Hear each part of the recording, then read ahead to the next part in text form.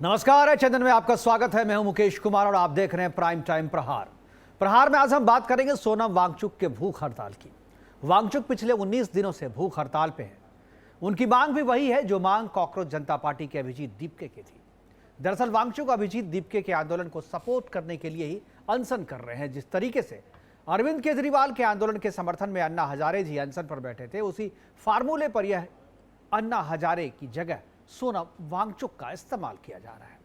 लेकिन अन्ना हजारे का चरित्र जितना साफ और प्रभावी था, सोनम वांगचुक का चरित्र उसके मुकाबले थोड़ा संदिग्ध है। संदिग्ध लेन देन के आरोप उनके एनजीओ सेकमॉल पर एफसीआरए के लाइसेंस 2025 में रद्द कर दिया गया था, क्योंकि उसमें संदिग्ध ट्रांजैक्शन का आरोप लगा था।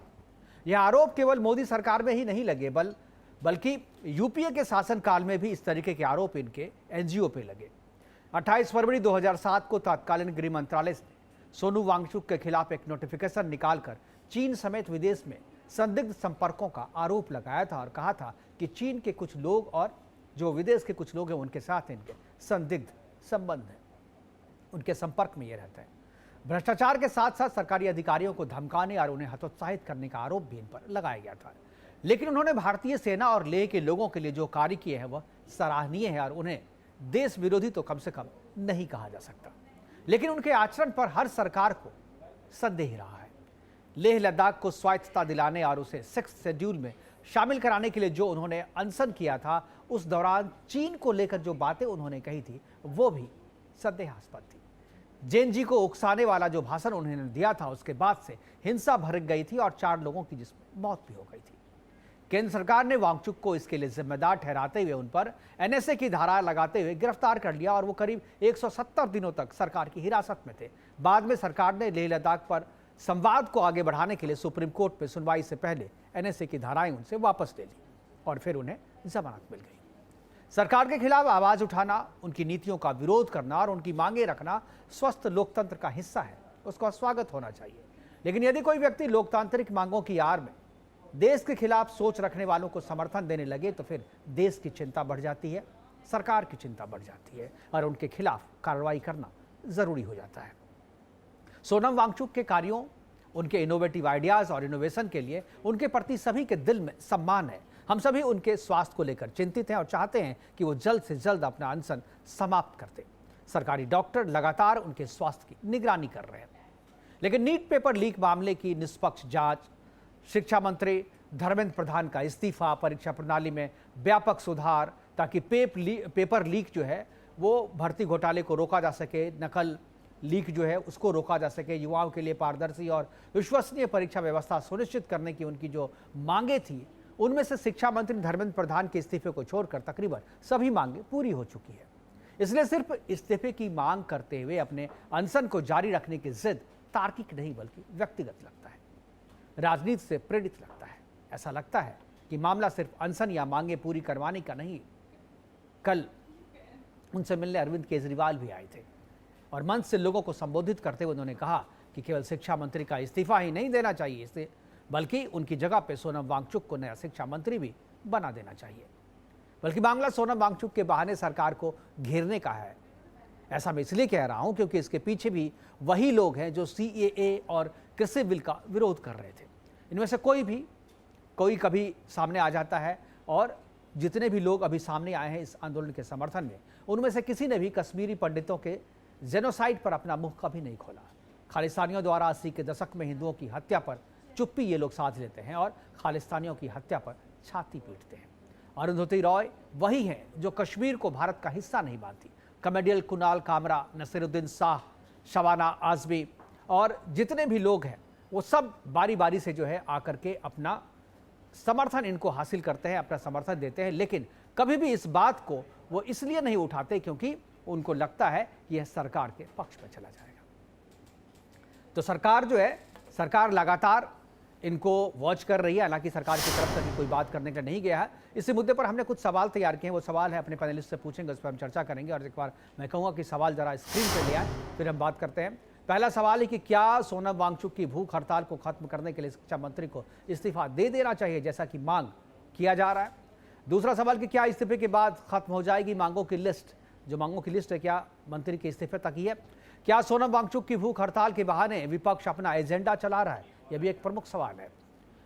और क्या सोनम वांगचुक की भूख हड़ताल के बहाने विपक्ष अपना एजेंडा चला रहा है? और अंतिम सवाल कि क्या अपने निजी एजेंडे को पूरा करने के लिए भूख हड़ताल को टूल बनाया जा रहा है? क्योंकि इससे पहले भी भूख हड़ताल को टूल बना करके बहुत सारी चीजें की गई थी और सरकार पे दबाव बनाने की कोशिश की गई थी। इस पर हम चर्चा करेंगे और चर्चा को आगे बढ़ाने के लिए हमारे साथ कुछ मेहमान हैं, उनसे मैं आपका परिचय करवाऊंगा। लेकिन बहुत सारे लोगों ने इस पे अपनी प्रतिक्रिया दी है, बहुत लोगों ने अपना समर्थन दिया है। सोनम वांगचुक ने भी आकर के लोगों से, मीडिया से बात की और कहा है कि 20 जुलाई से जो पार्लियामेंट का सेशन शुरू हो रहा है, मानसून सेशन जो शुरू हो रहा है, उसमें लोगों को संसद कूच करने का वो आह्वान भी कर रहे हैं। वो भी क्या कहा था उन्होंने, उसको भी सुनाएंगे। और उसके बाद वांगचुक के समर्थन में जिन लोगों ने अपनी प्रतिक्रियाएं दी है, पहले उनको सुनते हैं, उसके बाद मेहमानों से परिचय और फिर चर्चा की शुरुआत करेंगे। मैं आप लोगों से विनती करूंगा कि आप भी एक छोटा कदम उठाएं। 20 जुलाई को इतनी बड़ी संख्या में आएं कि एक संदेश सरकार को जाए। और मैं तो कहूंगा उस दिन सारे स्कूलों, कॉलेजों, विश्वविद्यालयों से कि वो उसे एक्सपीरियंशियल एजुकेशन का दिन मनाएं NEP के अंतर्गत। कौन है ये सोनम वांगचुक? कौन है ये? एक शिक्षाविद है। कोई शिक्षाविद नहीं है, ये चाइना का एजेंट है। ये चाइना का एजेंट है। चाइना उसको फंडिंग करता है, दिल्ली में आके धरना देता है, देश को बदनाम करता है। ऐसे लोगों को नेस्ते नाबूद कर देंगे और भारतीय जनता पार्टी के शासन में नहीं चलने वाली। अरे सोनम वांगचुक ये एजेंट है चाइना का। ये कोई देश के लिए कौन सा विषय, किस विषय के लिए कर रहा है वो? हमारे देश में ऐसे बहुत सारे टीचर्स हैं, जब पेपर लीक हुए, पेपरों में धांधली हुई, उन लोगों ने अपने शहर से आवाज उठाई, उनको गिरफ्तार कर लिया गया, उनको तरह तरह से टॉर्चर किया गया, उनके खिलाफ FIR की गई। उन सब लोगों को मैं सलाम करता हूं। सोनम वांगचुक जी एक बहुत बड़े एजुकेशनिस्ट हैं। लद्दाख के लिए, देश के लिए उन्होंने पहले भी कई बार एक्शन किए हैं। जिस तरह से उन्होंने देश के लिए आज अपनी जान दांव पे लगाई हुई है, उन्हें मैं सलाम करता हूं। देश को पीछे करने का काम किया था, कि देश के युवाओं को भी पीछे धकेलने का काम किया है, खड्डे में डालने का काम किया है। और मुझे पूरा भरोसा है और मैं सभी युवाओं से कहना चाहूंगी कि 20 तारीख को क्योंकि यहाँ से संसद तक का मार्च होगा, तो सभी युवा आए और बढ़ चढ़ के इस मार्च में हिस्सा ले, क्योंकि ये आपके हक, अधिकार और सम्मान की लड़ाई है। कितने साल लग गए उनको ये बताने में? कितने साल? मुझे स्मरण नहीं है कितने वर्ष पूर्व ये फिल्म आई थी और आज तक तो यही खबर थी। बच्चे बच्चे को, जर्रे जर्रे को। आज आपको ये समझ में आया कि ऐसा बोलना चाहिए। इससे साफ झलकता है ना कि सत्ता की हनक के समक्ष रीढ़ सीधी रखना बहुत आसान विकल्प नहीं है सबके।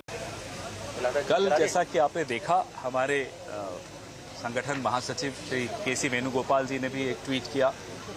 सोनम वांगचुक जी के स्वास्थ्य को लेकर हम सबको चिंता है और एक बहुत संवेदनहीन सरकार ऊपर बैठी है जो लोकतांत्रिक विरोध की भाषा को नहीं समझती। ऐसी सरकार के सामने विरोध का तरीका बदलते रहना चाहिए।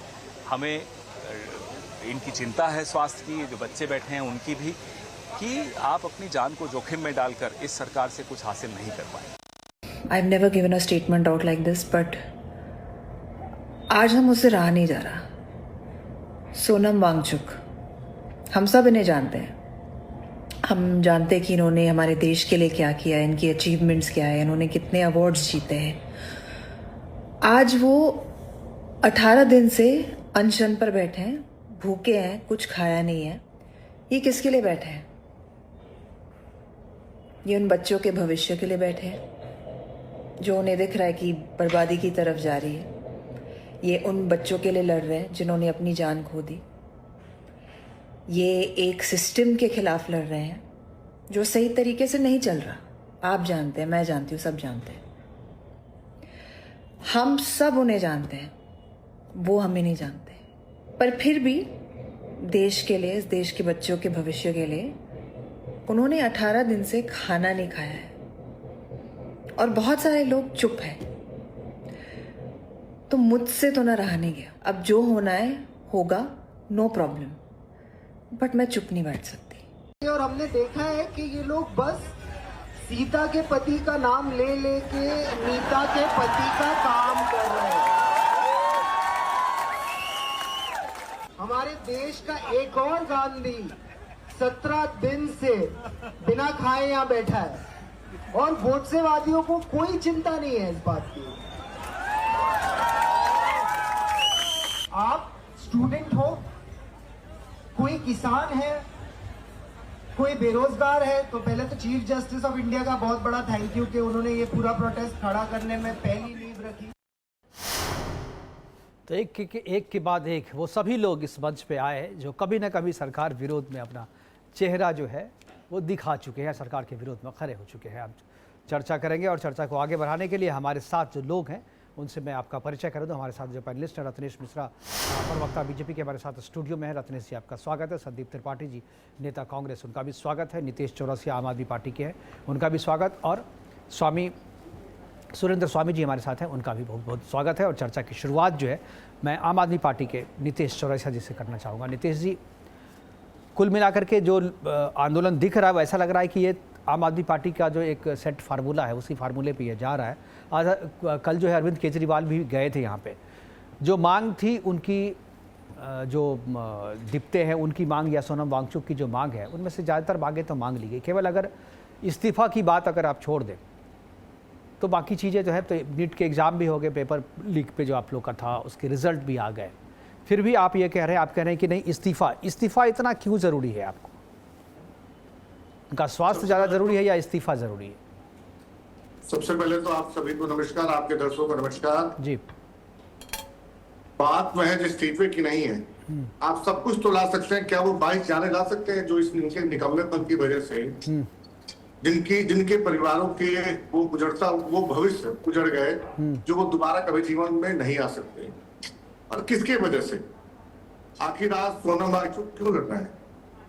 ये विषय नहीं है मुकेश जी कि आम आदमी पार्टी, कांग्रेस, आरजेडी, XYZ कोई भी पार्टी, कौन किसके साथ है, कौन किसके साथ नहीं है, मगर देश की मांग है कि धर्मेंद्र प्रधान, जिनके कार्यकाल में लगभग 90 से अधिक 92-93 पेपर लीक हुए और ये अनशन होते के दौरान 5 लीक हो गए।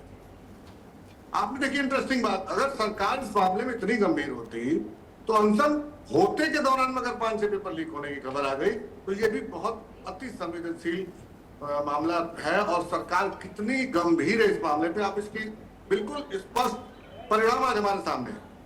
तो ऐसे में एक व्यक्ति की इस्तीफे की मांग इसलिए इंपॉर्टेंट बन जाती है कि वो सिस्टम उनको सीरियस नहीं ले रहा। एक तरफ बच्चों का भविष्य जिस सिस्टम के अंदर, जिस सिस्टम के हाथ में है, वो सिस्टम उन्हीं को सीरियस नहीं ले रहा जिसके सुपरविजन में पूरा सिस्टम चल रहा है। मिनिस्टर का जो पोर्टफोलियो है वो एक पे अगर गाज गिरेगी, मिनिस्टर जो सबसे हेड होता है, अगर उस पे गाज गिरेगी तो मेरा पूरा भरोसा है कि चाहे किसी भी छोटे ऑर्गेनाइजेशन की बात करें, किसी भी बड़े ऑर्गेनाइजेशन की बात करें, अगर उसका मुखिया थोड़ा बहुत भी सीरियस हो तो उसके आखिरी कर्मचारी तक सभी थोड़े गंभीरता से काम करते हैं। उसमें गलतियां और दिक्कतों का सामना बहुत स्तर तक कम होना पड़ता है। और सोनम वांगचुक जी ने इस पीड़ा को उठाया। ठीक है, मैं समझ गया। आप कह रहे हैं कि अगर इस्तीफा देंगे तो सिस्टम सारा ठीक हो जाएगा, नीचे तक मैसेज जाएगा, जिम्मेदारी तय होगी। लाल बहादुर शास्त्री ने इस्तीफा दे दिया था, क्या रेल की दुर्घटनाएं बंद हो गई क्या? सिस्टम में जब तक ठीक नहीं होगा, सिस्टम को सही करने के लिए जांच बिठाई गई है, गिरफ्तारियां हो रही है, लेकिन आप लोग की जिद है कि हम तब तक भूखे रहेंगे जब तक धर्मेंद्र प्रधान इस्तीफा नहीं देते, और इस्तीफा नहीं देंगे तो आप क्या जान दे देंगे? आप सोनम वांगचुक को सामने लगा करके आप लोग अपनी राजनीति कर रहे हैं। सोनम वांगचुक की जगह आपका क्या है? आप लोगों ने तो भूख हड़ताली का, जो हड़ताल करने के लिए जा रहे हैं, उसका भी इस्तेमाल राजनीतिक तौर पर कर रहे हैं आप लोग। संदीप त्रिपाठी जी क्या कहेंगे? क्या ये आपको लगता है कि सोनम वांगचुक अगर इस्तीफा नहीं देंगे तब तक वो भूखे रहेंगे? अगर वो नहीं देंगे इस्तीफा तो क्या भूख जान दे दें वो? देखिए मुकेश जी, मांगा उससे जाता है जिससे मिलने की आशा। ये निर्दयी लोग जिनमें कोई संवेदना ना हो, ऐसे चोर और लुटेरी सरकार से आप अपेक्षा करें कि आप धरना प्रदर्शन और भूख हड़ताल करेंगे और आपकी बात मान ली जाएगी, तो ये सरासर मतलब गलत है। मैं तो ये कहूंगा कि भैया साहब, आपकी जान बहुत कीमती है, आप जो है अपनी भूख हड़ताल खत्म करिए।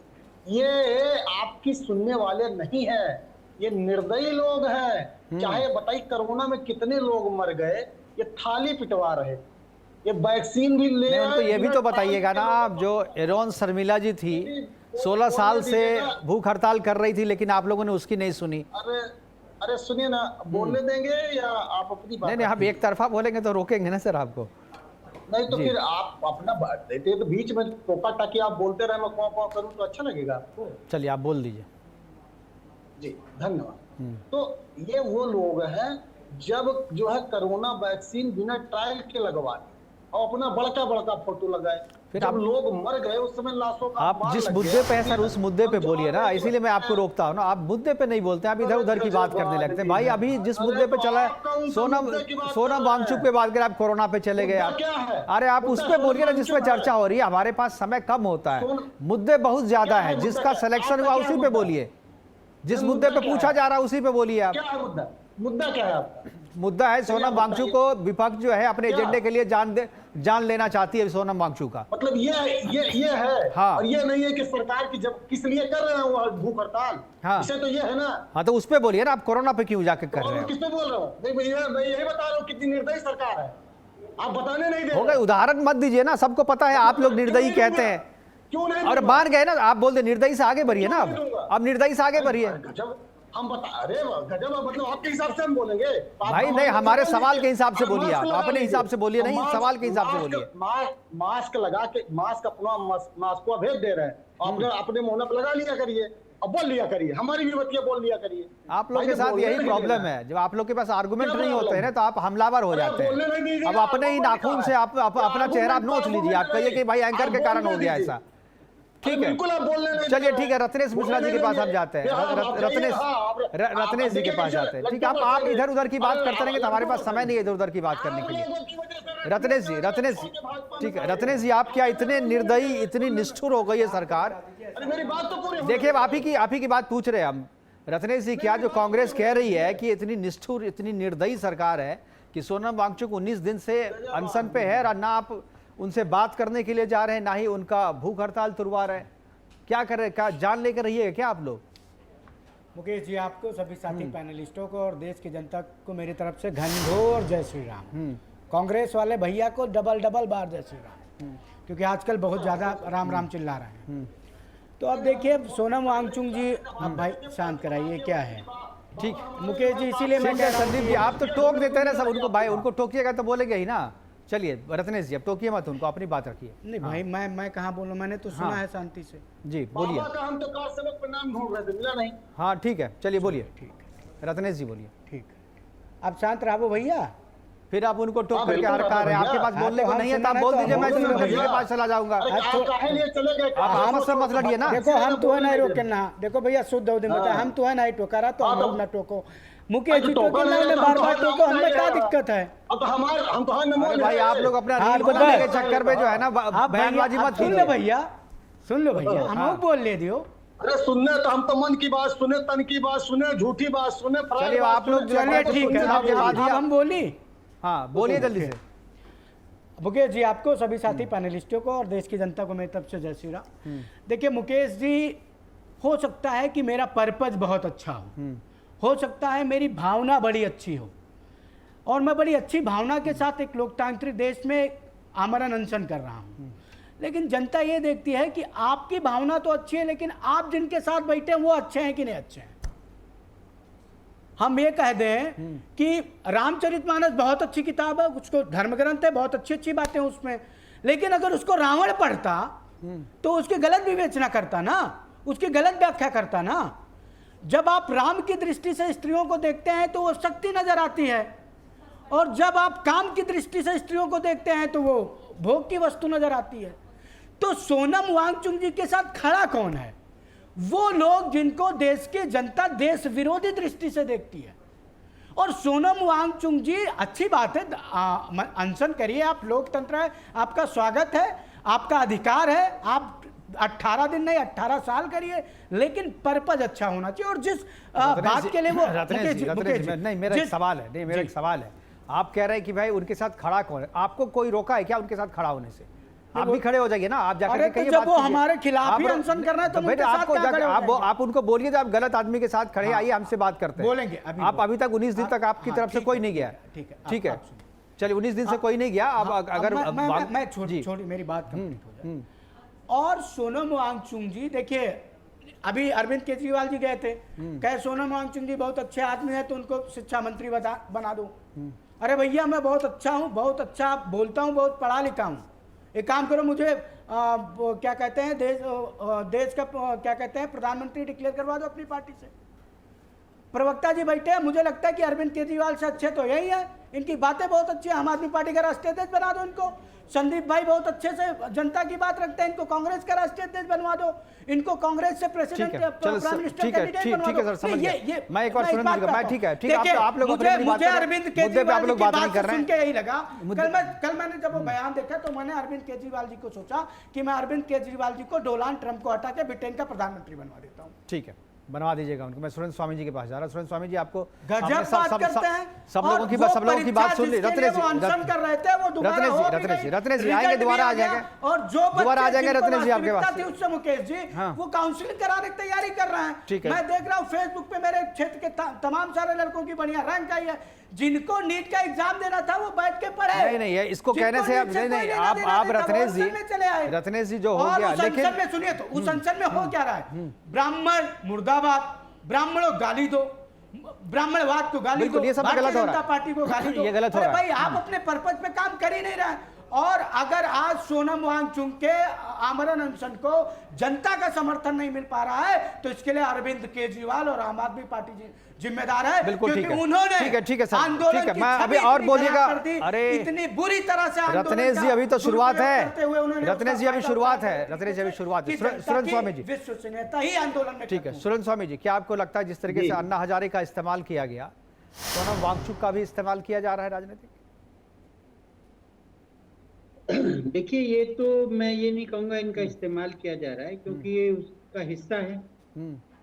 तो इसमें इस्तेमाल कौन कर रहा है इनको? प्रश्न मेरा ये है, एक जो बहुत बड़ा विषय है और गंभीरता से सोचने वाला विषय है कि हमारे देश में एक व्यवस्था है प्रजातांत्रिक, उसमें चुने हुए लोग हैं, संसद है, राज्यों में चुने हुए प्रतिनिधियों की सरकारें हैं, कोर्ट्स हैं, सुप्रीम कोर्ट है। हमारे यहाँ एक व्यवस्था है जिसमें आप अपनी ग्रीवेंसेस को ले जा सकते हैं। आप अगर राजनीतिक हैं तो पार्लियामेंट में लड़िए, जनता के बीच में जाके लड़िए, चुन के आइए और अपनी मन की सरकार बना के अपनी मन की नीतियों को लगाइए। आपको तसल्ली नहीं है, आप विपक्ष में हैं, तो आप कोर्ट में जाइए, अपनी बात को रखिए। और आपको आंदोलन की भी आज़ादी है। हमारा संविधान कहता है आप प्रोटेस्ट कर सकते हैं, आंदोलन कर सकते हैं, आप हड़ताल पे बैठ सकते हैं, पर क्या आप आंदोलन में वायलेंस कर सकते हैं? नहीं कर सकते। ये एक प्रतीकात्मक होता है विरोध। प्रजातांत्रिक सरकारों में विरोध एक जो होता है वो एक सिंबॉलिक होता है कि भाई हम सरकार की नीतियों से नाखुश हैं और हम आपके सामने अपनी बात को रख रहे हैं। लेकिन जब आप इसको एक्सट्रीम पर ले जाएं और आप कहेंगे साहब मैं तो भूख हड़ताल पे, आमरण अनशन पे बैठा हूं और मैं तो, आप या तो ऐसा करिए नहीं तो मैं मरूंगा, तो ये क्या आंदोलन होता है? ये क्या प्रोटेस्ट है? ये तो ब्लैकमेलिंग है, ये तो सरासर ब्लैकमेलिंग है। कल को ये बैठ जाएंगे और कहेंगे साहब धारा 370 वापस लगाइए, नहीं तो मैं आमरण अनशन पे बैठ गया। भाई मुफ्ती जो महबूबा मुफ्ती इतना बोल रही हैं और जो लीडर बोल रहे हैं, अरे भाई धारा 370 हटी, आप भी यहाँ के आमरण अनशन पे बैठ जाते। तो मेरा कहने का मतलब ये है कि आपको अनशन की भी इजाजत है, आपको जुलूस निकालने की, आंदोलन करने की, प्रोटेस्ट करने की, भूख हड़ताल पे बैठने की, सब है। ये हमारा संविधान आपको इजाजत देता है, लेकिन आप उसको एक्सट्रीम पे ले जाके ब्लैकमेलिंग में नहीं ला सकते। जैसे सीए के कानून में हुआ था, उस समय सरकार की गलती रही, किसी ने भी उसको एक्सेप्ट नहीं किया। जो यहाँ पे हुआ था, क्या बाग था उस, शाहीन बाग। हाँ, शाहीन बाग में। तो अगर आप एक ब्लैकमेलिंग की स्टेज पे आ जाए, फिर कहें प्रजातंत्र हमको आजादी देता है, तो प्रजातंत्र कहाँ आजादी देता है? 75 साल के शासन में सबकी सरकारें रही हैं। कौन ये कह सकता है कि मेरी सरकार में जब ये आंदोलन हुआ, प्रदर्शन हुआ, मैंने उनकी बात मानी, या कोई भूख हड़ताल पे बैठा तो मैंने उसकी बात मान के और काम कर दिया? एक तरीका होता है अपनी बातों को रखने का, यही प्रजातंत्र में विरोध का मतलब है। विरोध का मतलब ये थोड़ी है। अच्छा, अगर आपको देश की, गांधी जी की बात देश ने नहीं मानी, वो बंटवारे के खिलाफ चले गए थे, बंटवारा कर दिया लोगों ने। तो अब ये इसलिए ये बात दूसरी, इसलिए ये जितने भी लोग इसमें आ रहे हैं समर्थन में, चूंकि ये प्लेटफॉर्म है कॉकरोच का, और कॉकरोच को भारत में लाने के पीछे एक एजेंडा है। आऊंगा संदीप जी, आऊंगा आपके पास। और जिनका एजेंडा है वो खुल के अब सामने आ रहे हैं, इनको आगे ढाल बना करके और इनकी बात को आगे रख करके कि साहब ये हो रहा है, वो हो रहा है। अरे भाई, पेपर लीक हो रहे हैं, गलत बात है, नहीं होने चाहिए। उसके धर्मेंद्र प्रधान का मैं कोई समर्थक नहीं हूँ, उसके शासनकाल में बहुत लोग नाखुश हैं जिस तरह से उन्होंने शिक्षा मंत्रालय को चलाया है, लेकिन क्या आप उसको लेके बैठ गए कि मैं तो मरूंगा नहीं तो इसको आप हटाइए? तो मेरा बेसिक ऑब्जेक्शन जो है वो इस पर है कि चाहे कांग्रेस का शासन रहा हो, तब भी हड़ताल होती थी, तब भी सब चीजें होती थी, तब भी अगर आप पार्लियामेंट पे कूच करते थे तो पुलिस लाठीचार्ज करती थी, और अगर ये 20 तारीख को करेंगे तो इन पे भी लाठीचार्ज होगा। सर, उस जंतर मंतर में अलाउ करेगा पार्लियामेंट तक जाने के से लिए? पहले मुझे लगता है कि कम से कम 1 दर्जन लोग बैठे हुए हैं जंतर मंतर पे, तो बैठे ही रहते हैं लोग, उनकी तो कोई नहीं सुनता। लेकिन चूंकि आपके साथ बैकअप है, आप पॉलिटिकल आदमी हैं, तो आप नहीं जी मुकेश जी, सुनना नहीं सुनना अलग विषय है, लेकिन प्रजातंत्र में आप अपना विरोध रजिस्टर कराते हैं, मैं कह रहा हूं उसमें कोई एतराज नहीं, बिल्कुल।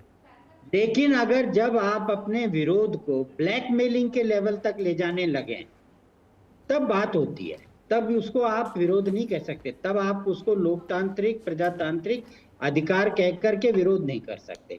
अब ये कह रहे साहब पेपर लीक हो गए, बच्चों ने सुसाइड कर लिया, भाई कल तो आप सड़क पे बैठ जाइए।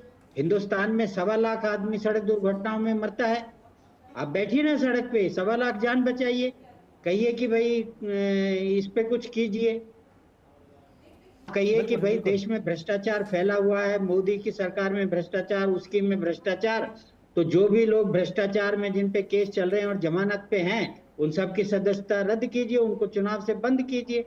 अगर आप देश को अच्छा करना चाहते हैं, आप जो सोनम ऐसे लोग तो सब पार्टी में, इसीलिए कोई साथ नहीं, ठीक है, सबको याद है। सोनम वांगचुक की हिस्ट्री में नहीं जाना चाहता कि उनके पिताजी कांग्रेस के थे, वो कांग्रेस की सरकार में मंत्री रहे थे, या सोनम कांग्रेस नहीं तो उनके ऊपर आरोप भी लगाया था, कांग्रेस ने उनके ऊपर आरोप भी लगाया था। चाइना के लिए बिल्कुल नहीं मुकेश जी, वो चाइना के लिए वहां पे लद्दाख में उसने क्या लोगों को कहा आग लगा दो, तो उसको एनएस, मैं उन बातों पे नहीं जा रहा हूँ। मैं जो इससे पहले 2007 में भी जो यूपीए की सरकार थी, तो वहां भी उनके खिलाफ एक नोटिफिकेशन निकला हुआ है कि चीन और विदेशी लोगों के साथ, संदिग्ध लोगों के साथ इनके संपर्क में थे उनके, ये बाकायदा गृह मंत्रालय ने कह रहा हूँ कि अगर मैं ये बोलूंगा तो आप कहोगे भाई आप उनको डिस्क्रेडिट करो। मैं वो बात इसीलिए नहीं करना चाह रहा यहाँ पे, उनके बैकग्राउंड की। मुझे लग रहा है कि स्वामी जी उस समय आप शायद गृह मंत्रालय में ही रहे होंगे। जी, मैं आपसे फिर कह रहा हूँ, मैं उस विषय पे नहीं जा रहा हूँ, मैं इस विषय पे जा रहा हूँ कि जो आज ये लोग बात कर रहे हैं कि भाई उसको नहीं सुनाई देता क्या, उसको नहीं समझ में आता क्या, इतना 19 दिन हो गए, भूख हड़ताल पे हैं, मर जाएंगे। मैं कहता हूँ आपने विरोध रजिस्टर करा लिया, विरोध रजिस्टर हो गया, सबको पता लग गया, अब आप व्यवस्था से चलिए, आप ब्लैकमेलिंग तक बिल्कुल सही कह रहे हैं सर। आपकी बात सुन करके सभी लोगों ने हाथ उठाया है। मैं बारी बारी से जाऊंगा, संदीप जी के पास पहले जाता हूं। संदीप जी ने सबसे पहले हाथ उठाया। संदीप जी, एक बात और कह रहा था, आप सरकार, आप भी केजरीवाल भी बैठे थे, क्या हुआ इनके आमरण अनशन का? तोड़ना ही पड़ा ना। हाँ, सही बात है। अरे आप जिनका सपोर्ट करने आए हो, आप भी तो बैठे थे, बिल्कुल आपके आपने साथ भी क्या हुआ था? बिल्कुल बहुत लोग आमरण अनशन पे पहले भी बैठे हैं। मैं तो कह रहा हूँ ईरोन विरोध शर्मिला की जो थी वो तो 16 विरोध साल से तक किसी आमरण को अनशन पे एतराज थी नहीं है, लेकिन विरोध ब्लैकमेल नहीं होना चाहिए। ब्लैकमेल नहीं होना चाहिए, बिल्कुल बिल्कुल। ठीक है, मैं आऊँगा रखने संदीप जी, मैं आपके पास आऊँगा। लेबलिंग के लिए अब इस्तेमाल किया जा रहा है और जैसा कि सुरेंद्र स्वामी जी ने कहा कि ऐसा नहीं होना चाहिए। संदीप जी जवाब देंगे। संदीप जी। दो चीजें, सुरेंद्र जी ने और जो कुछ कहा वो सब कुछ ठीक था। उन्होंने कहा कि क्या इस तरीके के आंदोलन से कभी कुछ हासिल हुआ है? बिल्कुल हुआ है सर, कांग्रेस ने दिया है। इन्हीं के पिताजी सोनम वांग्याल 1984 में इसी तरीके से भूख हड़ताल पर बैठे थे। इंदिरा जी लेह पहुंचकर उनका अनशन तोड़वाया था। ये होती है संवेदन युक्त सरकार, जिसमें संवेदना होती है। अब आती भारतीय जनता पार्टी में नहीं मिलेगी। फिर आती है बात इस्तीफे की। इसी भारतीय जनता पार्टी ने कांग्रेस की सरकारों पर बहुत सारे आरोप लगाए। कांग्रेस के उस समय के मंत्रियों ने इस्तीफा दिया और 12 साल की सरकार में जितने भी आरोप लगाए थे भारतीय जनता पार्टी ने एक भी साबित नहीं किए। झूठे आरोप थे। लेकिन हमने अब संवेदनाएं दिखाई ना, हमने नैतिकता दिखाई ना, हमने इस्तीफा लिया उस समय, चाहे वो अश्वनी जी का हो, चाहे पवन बंसल जी का हो, चाहे ए राजा जी का हो। ऐसे बहुत सारे मंत्रियों को, लगभग कई मंत्रियों को, 8-9 मंत्रियों के नाम तो मैं अभी तुरंत गिना सकता हूं जिनका इस्तीफा उस समय की सरकार ने लिया। लेकिन आज वो चीज इस सरकार में नहीं है। अब आती है बात मिलने की। अन्ना हजारे का आंदोलन था और सब तो 84-84 मान लीजिए नहीं देखे भाई, हम हमारी डेट ऑफ बर्थ 85 हम नहीं देखे, लेकिन हमने देखा अन्ना का आंदोलन देखा ना। लोकायुक्त और लोकपाल की मांग किए थे, कांग्रेस ने पूरा किया कि नहीं किया? दिया। लोकपाल की जो है नियुक्ति का प्रावधान बनाया, कानून लेकर आई। भले ये सरकार जो इस आंदोलन के पीछे अन्ना जी को गांधी बनाकर खड़ा किया था, वो भी गांधी नहीं था। सोनम वांगचुक को भी मैं गांधी किसी ने कहा, मैं नहीं मानता। अभी किसी ने किया, आपने बाइट दिखाई, मैं बिल्कुल उनको गांधी नहीं मानता। मैं तो ये मानता हूं कि उन्होंने 2019 से लेकर बहुत बार मोदी जी की बड़ाई की और कांग्रेस की लगातार खिलाफत करते रहे। रही बात अगर आप इस आधार पर कि उनके पिताजी कांग्रेस के नेता थे, तो वाल्मीकि तो अभी रामचरित मानस की बात आई तो वाल्मीकि तो पहले डाकू थे। उनकी रामायण पढ़कर कहे आप राम के चरित्र पर विश्वास करते हैं भाई? डाकू की लिखी रामायण पढ़कर आपका सबसे बड़ा धार्मिक ग्रंथ बन सकता है, लेकिन कौन व्यक्ति क्या रहा उस आधार। आज उनका मुद्दा क्या है? नहीं 10 सेकंड, उनका मुद्दा सर क्या है, उस मुद्दे पर बात करिए। आज जवाबदेही की बात है। जवाबदेही जी, आज की सरकार जवाबदेही नहीं करना चाहती। वाल्मीकि जी ने डाकू होकर के किताब लिखी। वो उनका एक प्रोफेशन था, उसको उन्होंने छोड़ा, उन्होंने तपस्या की, साधना की, ऋषि बने, तब उसके बाद उन्होंने रामायण। इनको यही नहीं पता है कि वो डाकू। तो इसी तरीके से सोनम वांगचुक कभी चुनाव नहीं लड़े हमारा। पिताजी क्या थे? बारी बारी सब बहस नहीं संदीप जी। ये भी बताइए उनका 140 साल संदीप जी बहस नहीं, बारी बारी सब बात रखें। सूरज जी मैं आपके पास आऊंगा। सूरज जी मैं आपके पास भी आऊंगा। नितेश चौरसिया जी के पास मैं आ जाऊंगा, पहले नितेश जी के पास आता हूं। ठीक है संदीप जी, आपकी बात अच्छी थी, आपने रख ली बात। मैं सूरज जी के पास बाद में जाऊंगा जवाब देने के लिए। ठीक है, चलिए चौरसिया जी आप कुछ बोल रहे थे। सुरेंद्र जी काफी वरिष्ठ है और काफी तजुर्बा भी मुझसे अधिक होगा, मगर मैं एक चीज से, 2 चीजों से इत्तेफाक नहीं रखता। अगर देश में समस्याएं हैं और अगर यही हस्त्र हमारे शहीद भगत सिंह, राज गुरुदेव और तमाम जो शहीद थे, क्रांतिकारी थे, वो भी सोचते तो शायद आज देश आजाद नहीं होता।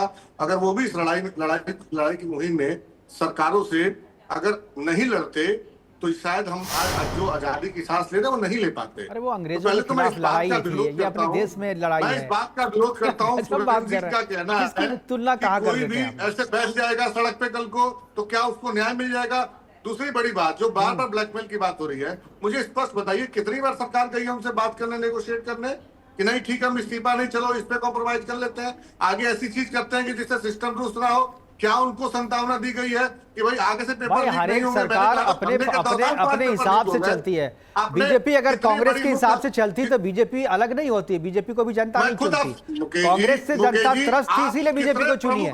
बीजेपी के काम करने का अपना स्टाइल है, वो आपका कॉपी थोड़ी करेगी आपको। आप मुझे बताइए ना सीबीएसई। अरे मैं क्यों बताऊंगा? आप मैं कोई बीजेपी का प्रवक्ता नहीं हूं, मैं बताऊंगा। कंपनियों को ठेका मिला क्या ब्लैकलिस्ट हो गई क्या? इस पे सवाल तो पूछ लीजिए इनसे। ये कोई नाजायज ठीक है, ये बात है नहीं ना, कर रहा प्रवक्ता है आपके, आप- बोल देंगे, आप ठीक कह रहे है। हैं कि वो सवाल धरना पूछ गलत लीजिए, है। बोलिए अरे रत्नेश भाई जी। आप बात करने कब गए उनसे, पूछ कब रहे हैं बात ना। करने गए? क्या अरे ये आप देश सुन रहे में- हैं, आपकी बात देश सुन तो में लीजिए। जनता ही तो मालिक होती है। ठीक है, सुन लिए, बताइए रत्नेश जी, जवाब पूछ रहे, जवाब दीजिए। कौन सा सवाल पूछा? पहले सवाल तो पता ही नहीं चला। रत्नेश जी, जवाब सवाल पता नहीं चला इनको। अच्छा चलिए, मैं अपनी बात रख लूं। मैं मैं अपनी बात रख लूं। आप दोनों सरकार की तरफ से मैं अपनी बात नहीं, रख पहले लूं। सवाल सुन लीजिए, सवाल सुन लीजिए जी रत्नेश जी। सरकार की तरफ से अगर सरकार की 20 दिन होने को है, सरकार अभी तक उनसे बात करना भी उचित नहीं समझती। और लोकतंत्र में जनता मालिक होती है। और चलिए अगर ठीक है, इन्होंने समझ गया, सरकार को बानवे पेपर पहले ही लीक पूछ होने लिया के था बाद मैंने, भी- सरकार बातचीत करने के लिए क्यों नहीं जा रही है? पेपर लीक होने ठीक के है। बाद भी बट अभी फिर- तक जिस कंपनी को ठेका दिया था, अच्छा, क्या चलिए, ब्लैकलिस्ट चलिए, करी, कितना मैं समझ गया। अधिकारियों पे नितेश कार्रवाई जी हुई, कह रहे हैं कि और इसका 92 क्या पेपर परिणाम लीक रहा? हुए, जरा 9 पेपर लीक बता दो। आप यही 9 पेपर लीक बता दो। आपने कहा ना 92 पेपर लीक हुए, जरा 9 पेपर लीक बता दो।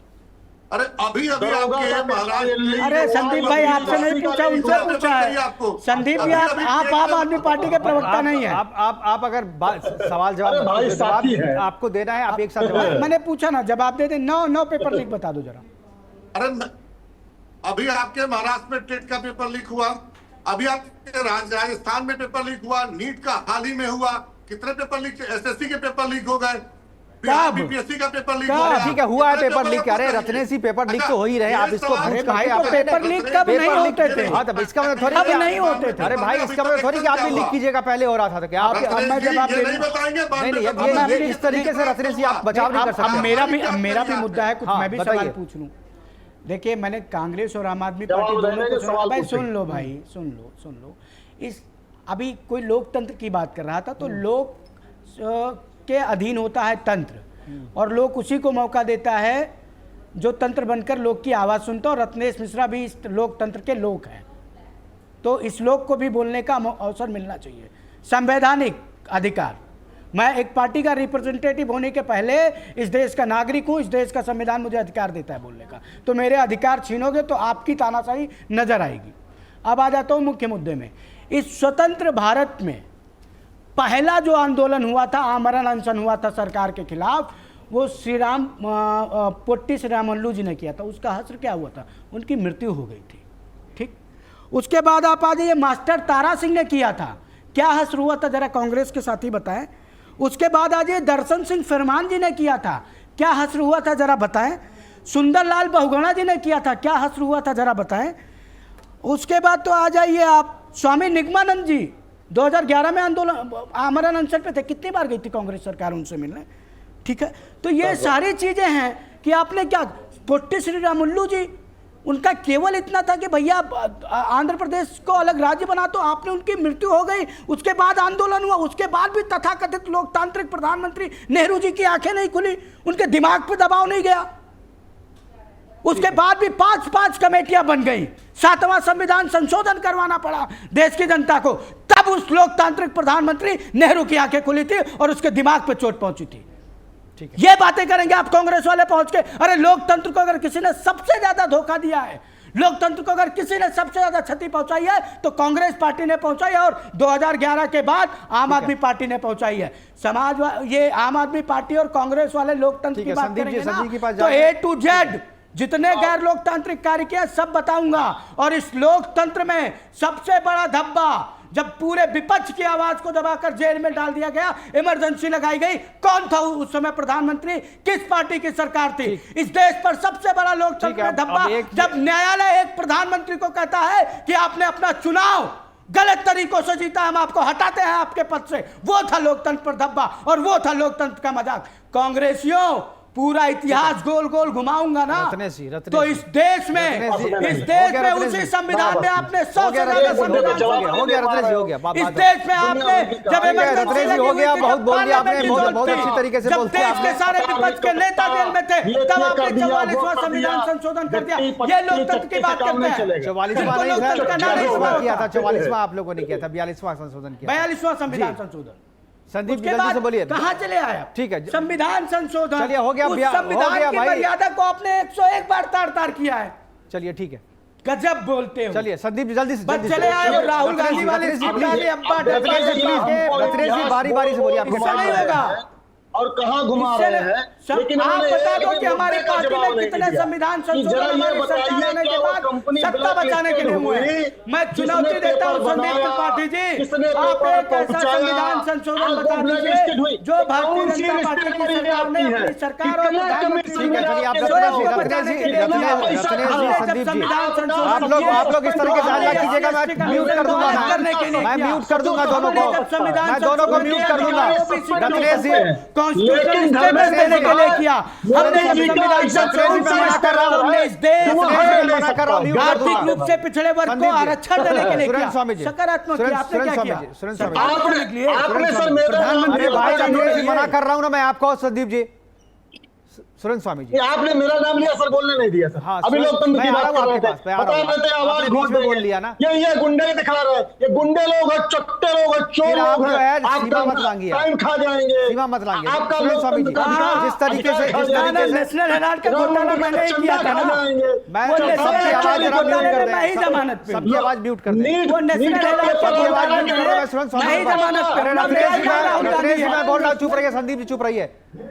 सुरेंद्र स्वामी जी जिस तरीके से ये सिर फुटबॉल कर रहे हैं, उसी को मिलती है जो एक्यूज होता है मेरे भाई। अरे आप लोग मतलब न्यायालय की भी प्रक्रिया नहीं पता है। एक बार मैं पीसीआर को कहूंगा इन लोगों को जरा म्यूट कीजिए, सुरेंद्र स्वामी जी को लाइए स्क्रीन पे। सुरेंद्र स्वामी जी क्या आपको लगता है जिस तरीके से सिर फुटबॉल हो रहा है यहाँ पे, क्या आपको लगता है कि हर एक पार्टी में हर एक काल में इस तरीके के हुए, लेकिन इसका कोई समाधान नहीं निकलता? आप इस सोनम वांगचुक के इस भूख हड़ताल को किस तरीके से लगता है कि समाधान की तरफ निकलेगा, या इनको भी जान देनी पड़ेगी, क्योंकि लंबी लिस्ट है जान देने वालों की? क्या आपको लगता है कि गंगा आंदोलन जी मुकेश जी जब ये नीट का पेपर हुआ दोबारा और वो लीक नहीं हुआ, रिजल्ट आया, तो इनको अपना अनशन तोड़ देना चाहिए था कि भाई मैं अनशन पे बैठा, सरकार का धन्यवाद, पेपर लीक नहीं हुआ। आगे की बात रही है, 85 पेपर है महाराज, और भी पेपर है। अरे भैया बीच में मत बोलिए ना, मैं बीच में मत बोलिए ना, आप डिस्टर्ब कर रहे हैं, आप दूसरे को डिस्टर्ब कर रहे हैं संदीप जी। सुरेंद्र जी ये जवाबदेही की बात है। हाँ ठीक है, सरकार से पूछ लीजिएगा, जवाब देगी, आप डिस्टर्ब मत कीजिए लोगों को। सुरेंद्र जी आप मुझे बताइए, देश में जो सगे जगह पेपर लीक हो रहे हैं, राज्य सरकारों के भी पेपर लीक हो रहे हैं, तो मंत्रियों के इस्तीफे देने से वो पेपर लीक होना बंद हो जाएगा क्या? जवाबदेही क्या होती है? जवाबदेही तो ये होती है कि जब आप 420 के भ्रष्टाचार के केस में चार्जशीटेड हैं और आप पे मुकदमा चल रहा है, तो आपको पब्लिक लाइफ से हट जाना चाहिए कि जब तक मेरे पे से ये नहीं होगा, तब होती है नैतिकता। इसको आप नैतिकता कहेंगे क्या? तो ये सब बातों में मैं नहीं पढ़ रहा। मुकेश जी मेरा मुख्य कहना ये है कि आप कहते हैं साहब एजुकेशन में रिफॉर्म होना चाहिए, पारदर्शी, अरे तो ये एक दिन का सब्जेक्ट है क्या? आपके उसमें बैठने से हो जाएगा क्या? मैं इसीलिए कहता हूँ मैं आपको विरोध करने का अधिकार संविधान देता है, आपको भूख हड़ताल करने का देता है, प्रदर्शन करने का देता है, जुलूस निकालने का देता है, लेकिन उसकी सीमाएं हैं। और उन सीमाओं से आगे जाकर जब वो ब्लैकमेलिंग का रूप लेने लगे, जैसे ये टिकैत का हुआ था कि नहीं, किसानों का आंदोलन, हाँ। क्या था ये? अल्टीमेटली ब्लैकमेलिंग पे आ गया था ना, बिल्कुल कि लाल किले पे झंडा देंगे, तो जिस आदमी ने लाल किले पे झंडा लहराया कि लाल किला उसका हो गया, क्या हो गया? बस में आप गए, आपकी हो गई, बीजेपी का कार्यकर्ता था वो।